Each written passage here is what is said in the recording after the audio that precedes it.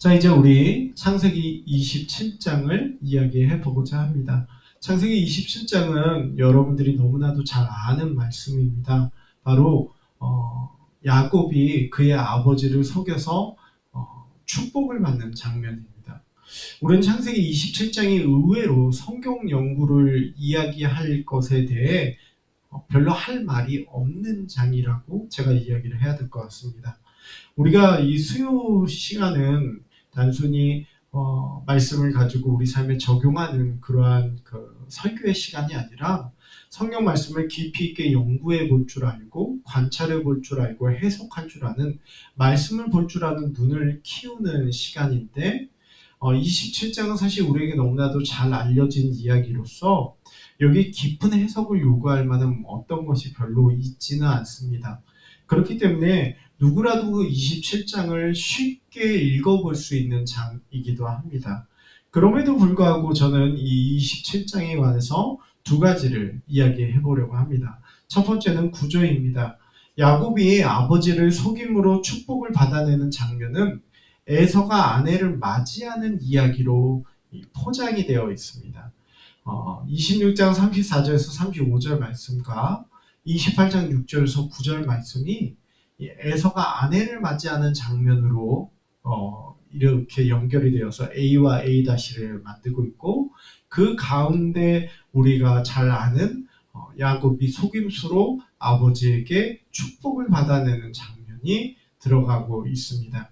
그렇게 아내 이야기, 에서의 아내 이야기가 나오게 되면서 한 단락임을 우리에게 보여주게 되고, 이 이야기는 자연스럽게 에서가 아내를 맞이한 이야기 다음에 이제 야곱이 아내를 맞이하는 이야기로 넘어가게 됩니다. 그래서 하란으로 가서 레아, 라헬을 만나게 되는 이야기가 자연스럽게 연결이 되는 것이죠.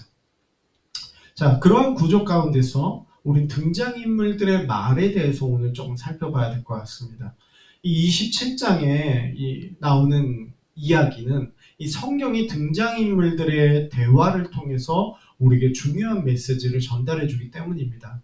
어떤 학자는 25장에서 하나님께서 이런 말씀을 하셨어요.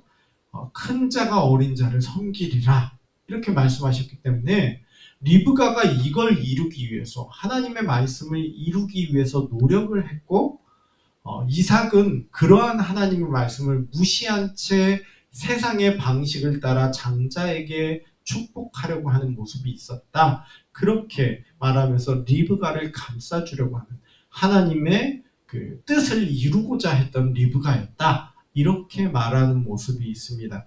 그러나 본문은 리브가의 행동이나 야곱의 모습에 대해서 결코 칭찬하는 어투로 이야기를 진행하지 않는다는 점입니다. 리브가의 대담한 계획을 들은 야곱의 반응을 한번 봤으면 좋겠어요. 먼저 잠깐 사전 설명을 하면, 이삭이 자기의 첫째 아들 에서에게 내가 너한테 축복을 해주려고 한다, 내가 좋아하는 그 고기를 사냥해가지고 와라 라고 한단 말이죠. 그래서 맏아들 에서가 잠시 자리를 비운 사이에 그걸 들었던 리브가는 자기가 사랑하는 둘째 아들을 위해서, 둘째 아들이 축복을 받도록 하기 위해서 아버지를 속일 것을 야곱에게 얘기를 한단 말이에요. 그 야곱에게 그 얘기를 할 때 야곱의 반응을 한번 보시면 그렇게 얘기를 합니다. 11절과 12절 말씀에 내 형 에서는 털이 많은 사람이고 나는 매끈매끈한 사람인데 아버지가 나를 만지실 때 속이는 자로 보일지라 복은 고사하고 저주를 받을까 하나이다. 참 이 야곱의 말을 보면 참 재밌는 게 뭐냐면, 내가 아버지 눈에 속이는 자로 보일지라, 지금 아버지한테 속이고 있으면서 속이는 자로 보일지라 라고 얘기하면서 자기가 저주를 받을까라는 거예요. 도덕적으로 이게 옳지 않은 일입니다, 어머니 얘기하는 게 아니라, 하나님 이게 정말 도덕적으로 이게 제 마음에 걸립니다, 하나님 보시기에 옳지 않은 일인 것 같습니다, 꺼리낌이 있습니다, 이렇게 야곱이 말하는 게 아니라 자기가 저주받으면 어떡하냐는 거예요. 그러니까 자기에게, 자기의 신변에 안 좋은 일이 생기면 어떡하냐는 거예요. 이게 리브가의 계획에 대한 야곱의 반응이었어요. 그리고 야곱은 또 그 계획을 실행하는 데 있어서 아버지 이삭이 의심을 하게 될 수 있는 상황 가운데 뭐라고 합니까? 20절 말씀 보세요. 이삭이 그의 아들에게 이르되 내 아들아 내가 어떻게 이같이 속히 잡았느냐. 그가 이르되 야곱이 말하되 아버지의 하나님 여호와께서 나를 순조롭게 만나게 하셨나이다. 그러니까 자기의 그 속이는 사기의 계획을 실행하는 데 있어서 심지어 하나님의 이름까지도 망령되게 사용하고 있는 것을 봅니다. 그렇다면 과연 야곱이 그리고 리브가가 하나님의 뜻을 따르려는 그 거룩한 목적이었을까요? 그게 아니라는 거 우리 분명히 볼 수 있어요.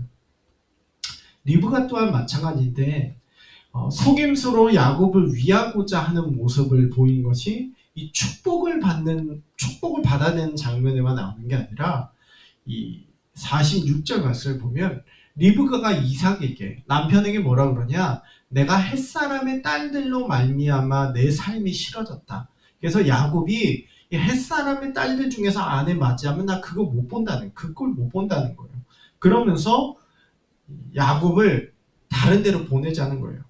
에서 때문에 야곱이 죽을까봐 염려했던 리브가가 야곱을 멀리 보내기 위해서 그럴듯한 또 다른 핑계로 남편을 속이고 있는 장면입니다. 야곱이 햇사람의 딸들 중에서 아내를 맞이할 수, 야곱이 햇사람의 딸들 중에서 아내를 맞이할 수 없다. 이렇게 말하는 거예요. 그러면서 자연스럽게 이 가문의 경험이 뭡니까? 배우자를 구하기 위해서 먼 길을 떠났던 것이 이 가문의 경험인데 그렇게 해서 야곱을 피난시켜 보겠다는 겁니다. 그렇게 자기의 목적을 달성하기 위해서 리브가나 야곱은 말이라는 것을 사용합니다. 자신들의 목적을 달성하기 위한 말을 사용하는데 결국 이 말을 리브가와 야곱이 돌려받는다는 것을 기억해야 됩니다. 리브가가 이렇게 얘기를 해요. 너의 저주는 나한테 돌려라 라고 얘기를 합니다. 저주는 자기에게 돌려라 라고 말하는 리브가. 그렇게 야곱을 위하려 하고 야곱을 향한 편애를 하려고 했던 리브가는 잠시만 야곱을 떠나보내면 하란으로 떠나보내면 괜찮아지겠지 생각을 하지만 그 잠시가 결코 잠시가 아니었습니다. 이후에 다시는 야곱을 살아생전 만나보지 못합니다. 자기가 그렇게 사랑하고 편애했던 둘째 아들을 죽을 때까지 못 보게 됩니다. 결국 저주는 내게로 돌리라 말했는데 자기가 한 말에 책임지는 상황이 되어버린 것이죠. 두 번째, 야곱의 모습은 어떻습니까? 20절을 보니까 야곱이 이렇게 얘기해요. 아버지를 속일 때 여호와께서 나로 순조롭게 만나게 하셨다라고 얘기를 해요. 하나님이 자기로 하여금 순조롭게 그 길을 열어주셨다라는 거잖아요. 하지만 우리는 압니다. 이 일 후에 야곱의 인생길은 결코 순조롭지 않았습니다. 야곱의 인생길은 가시밭길이었습니다. 결국 성경 기자는 이 등장인물들의 말을 통해서 우리에게 메시지를 전달해 주는데 리브가와 야곱의 말이 이후에 그들에게 어떤 영향을 끼치는지를 보여주게 되는 것이죠. 앞서 말한 것처럼 어떤 학자는 하나님의 뜻을 이루기 위해서 리브가가 이런 속임수를 쓴 것에 대해 칭찬을 하고 이삭을 나무라고 있지만 성경은 결코 이들의 행위에 대해서 지지해주지 않는다는 겁니다. 여러분 기억하셔야 될 것은 목적이 거룩하다 하더라도 그 방법이 거짓이 되면 그게 과연 하나님이 기뻐하실 일일지 돌아봐야 됩니다. 왜 이단 중에 거짓말을 뭐라고 말합니까? 모략이라고 얘기하잖아요. 그러면서 교회를 어떻게든 무너뜨리고 자기들의 덩치를 키우려고 거짓말을 해도 된다라고 얘기하면서 행동하는데 그렇게 자신들의 행위를 정당히 하려고 하지만 마찬가지입니다.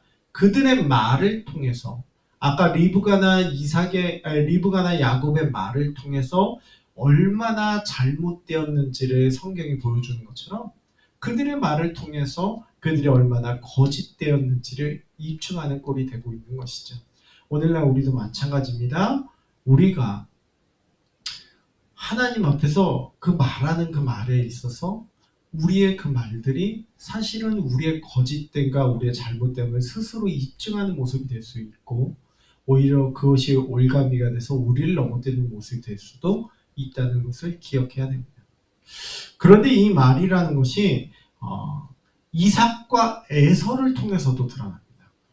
리브가와 야곱의 말처럼 이삭과 에서의 말도 결국 성경을 읽는 우리에게 메시지가 되어줍니다. 이삭이 뭐라 그러냐면 이렇게 얘기해요. 자기가 속은 걸 압니다. 깨닫고 나서 33절에 내가 다 먹고 그를 위하여 축복하였은즉 그가 반드시 복을 받을 거다라고 얘기해요. 내가 내 아들이 나를 속인 거라는 걸 내가 뒤늦게 알았지만 내가 그를 위해 축복했기 때문에 그가 반드시 복을 받을 거라는 거예요. 또 에서는 뭐라 그러냐면 그가 나를 속인 게 이게 두 번째다. 전에는 나의 장자의 명분을 빼앗았고 이제는 내 복을 빼앗았다 얘기해요. 창세기의 거대한 흐름 속에서 바로 하나님의 계획은 이 이삭과 에서의 대화를 통해서도 드러납니다. 이삭은 그 축복을 받은 바로 야곱이 반드시 복을 받을 거라는 말을 하게 되게 되죠. 실제로 야곱이 그렇게 됩니다. 또한 에서도 야곱이 장자의 명분의 축복까지 가져갔다고 말을 해요. 그런데 실제로 그렇게 되고 있어요. 에서와 야곱이 태어나기 전부터 하나님은 계획을 하신 게 큰 자가 어린 자를 섬길 거다. 바로 야곱이 복의 사람이 될 거다라고 얘기를 하셨는데 그 뜻이 이루어지고 있다는 걸 성경이 두 인물들, 어찌 보면 야곱의 반대편에 서 있는 두 인물들의 말을 통해서도 보여주고 있는 거예요. 하나님이 계획하신 뜻이 이루어지는 것을 막을 수 없다는 이야기가 되는 겁니다. 여러분 한번 보세요. 이삭과 에서는 야곱이 복을 받는 걸 원치 않았어요. 그런데 그들의 말을 통해서 결국 하나님의 목적이 드러납니다.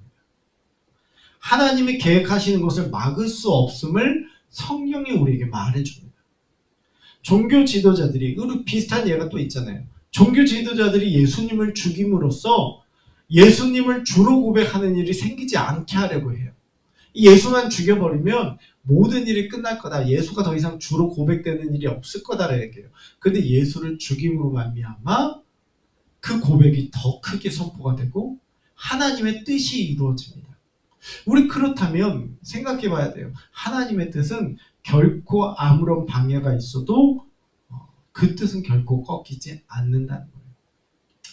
하나님의 뜻이 이루어지는 것, 이거 이삭의 말을 통해서도 잘 드러납니다. 37절에 이삭이 이렇게 얘기해요. 내 아들아 내가 내게 무엇을 할 수 있냐. 에서에게 말하는데 내가 그를, 야곱이에요. 야곱을 너의 주로 세웠고 야곱의 모든 형제를 내가 야곱에게 종으로 줬고 곡식과 포도주를 야곱에게 줬는데 내 아들아 내가 무엇을 할 수 있냐는 거예요. 잘 보면 사실 아버지가 이삭 아버지가 야곱에게 축복을 해줬는데 비록 축복을 해준 것은 아버지 이삭이지만 그 축복을 해준 아버지조차도 그 축복을 돌이킬 수가 없다는 거예요. 축복의 중요한 본질을 보여주는 이야기입니다. 인간의 손을 벗어난 거라는 겁니다. 축복은 인간의 손을 벗어나 있는 것입니다. 하나님의 뜻대로 된다는 것을 우리가 보게 됩니다. 우리 그러하기 때문에 하나님의 그 인도하심을 막을 길이 없습니다. 27장은 우리에게 얘기해 줍니다. 하나님의 인도하심을 막을 길이 없다. 우리의 삶을 인도하시는 분은 하나님이시다.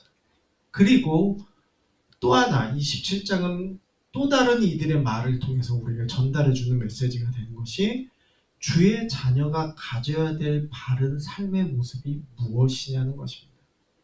오늘날 우리가 신자로서 살아가는 데 있어서 우리의 뜻과 우리의 노력과 우리의 의지로 되어가는 것이 아니라 하나님의 뜻과 하나님의 의지로 인도되어집니다.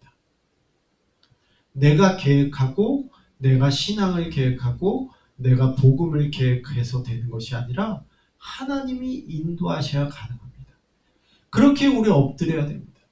그리고 또 하나 기억해야 될 것은 그 속에서 비록 그것이 하나님의 뜻에 합당한 것처럼 보인다 하더라도 주의 자녀가 가져야 될 삶의 모습은 거짓되지 않고 바른 모습이 되어야 한다는 겁니다. 이 부분을 우리가 기억해야 될 줄로 믿습니다. 그것이 27장이 우리에게 전달해주는 주요 메시지인 줄로 믿습니다. 우리 이러한 부분들을 놓고 기도할 수 있으면 좋겠습니다.